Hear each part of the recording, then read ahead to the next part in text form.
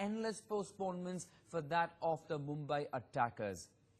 Well, that's a strong message that's coming in from the United States to Pakistan in the manner in which they are dealing with Kulbhushan Jadhav episode. Let's go across to my colleague Madhav joining us with further updates. Madhav, we'll speak on two counts. First up, let's talk about the development that's come in where Pakistani army has taken into custody Uzbek Baluch, and then we'll speak about how United States is looking at all of these developments where they have issued a statement on the manner in which Kulbhushan Jadhav has been arrested. First up, on how they're trying to link their own gangster, Uzbek Baluch, with Kulbhushan Jadhav now in their custody. Well, yes, of course, on multiple counts. In fact, Ejaz Ilmi of the BJP is with us. So when you look at the entire Kulbhushan Jadhav episode, their attempts to, link Kulbhushan Jadhav with Uzbek Baluch, clearly at some level or the other, Pakistan trying to find some kind of fig leaf, some kind of cover to try and justify their actions. But internationally, it does seem that they are failing to do so, particularly after a very strong stance has been taken by India.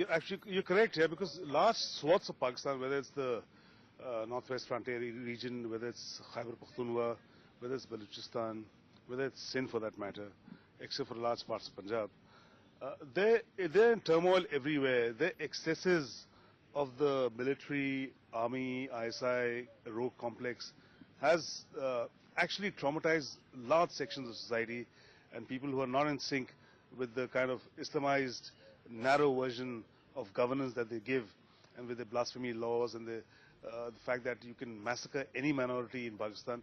These things are all troubling right-thinking, democratic-thinking people within Pakistan, especially in Balochistan and other areas. So it's bound to happen. They want to continue with the same narrative that it's from across the border, like India is the one behind this.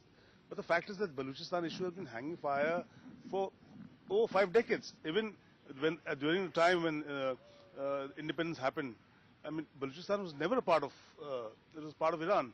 And literally, it was an area that in Iran, because it was sparse, arid, so they managed to get hold of that area and managed to establish control out there. And look what they did in Gilgit-Baltistan and POK. I mean, they are like land grabbers. And if you grab somebody's land, the original inhabitants are bound to get affected at some time and raise their voice. And the idea is to crush that voice. Right. So that's the narrative that they want to continue. Absolutely. Coming back to Kulbhushan Jadhav, though, US has come out with a statement which clearly at some level or the other again raises questions about the role of Pakistan and its own dealing as far as the entire Kulbhushan Jadhav episode is concerned. So do you think international pressure too is now bearing down on Pakistan, and that's the route that India must use? International pressure was there in the first place when Pakistan had to detain Hafiz Saeed and Zakir Rahman Lakhvi. It was the American pressure. And definitely, if all the Americans have to do is do one thing, on the no-fly list of the 6 countries, if they add Pakistan and Pakistani citizens to it, Pakistan will fold like a pack of cards.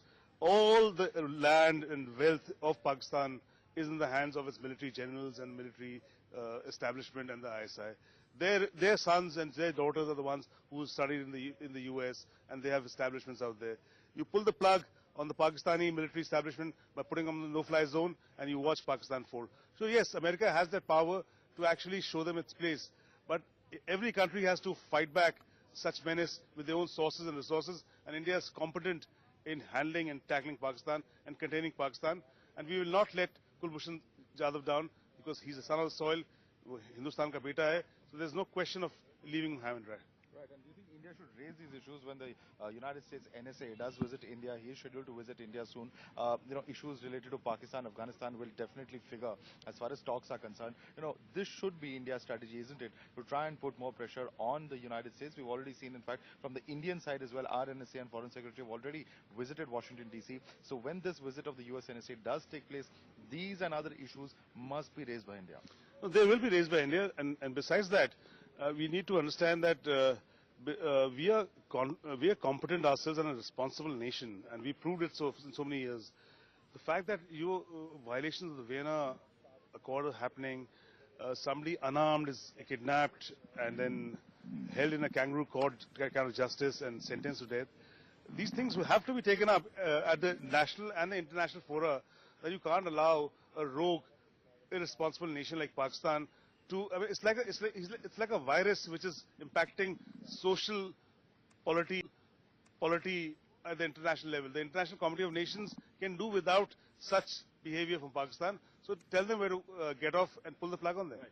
All right. So clearly, of course, a lot that needs to be done diplomatically by India as well. And certainly, of course, at some level or the other, the international pressure on Pakistan is what needs to be borne down on if India has to get Pakistan to act in a more responsible manner as a responsible neighbor. Right. Madhav, request you to stay with us as we track more updates that are coming in, where Pakistan Defence Minister Khwaja Asif has said that the country has sufficient video evidence against the Indian businessman Kulbhushan Jadhav, who has been handed the death sentence by the Pakistan military court. Speaking at a parliament session in Pakistan, Khwaja said, and I quote, "We have evidence in the form of a confessional video against Kulbhushan Jadhav." However, later during the day, Asif also said that the Indian national Kulbhushan Jadhav had the right to appeal against his death sentence.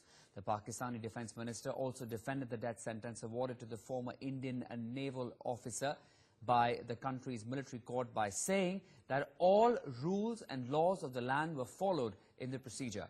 Well, Asif's comments come a day after India warned Pakistan against carrying out the death sentence against Jadhav. Let's take a listen in.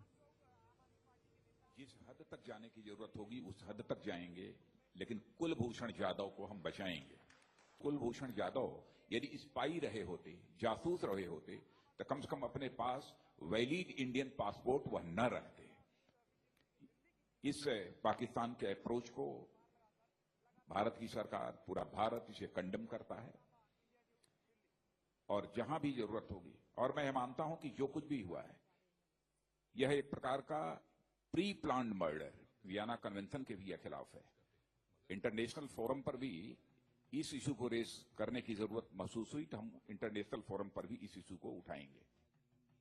तमाम तर जो कवायद और जवाबत और कवानीन हैं पाकिस्तान के, उनको फॉलो करते हुए कल उन कवानीन के तहत उनको मौत की सजा इस शख्स को दी गई।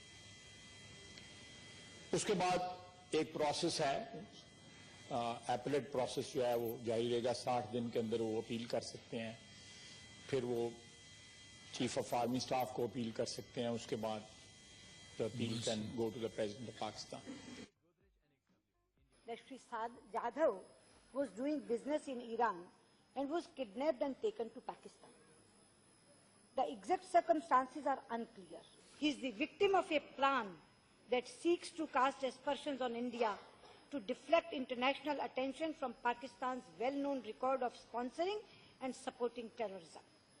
Under these circumstances, we have no choice but to regard this sentence, if carried out, as an act of premeditated murder. आप वही पार्टीशन हो करके देखिए, वो जाधव के साथ हम सब हैं, वो जाधव के साथ हम सब हैं, पूरा हाउस है जाधव के साथ। Who knows what the truth is? The whole idea is they want, shall we say, leverage to get their man back in exchange for Commander Yadav. So I think that's what is in the mind of the Pakistan military establishment.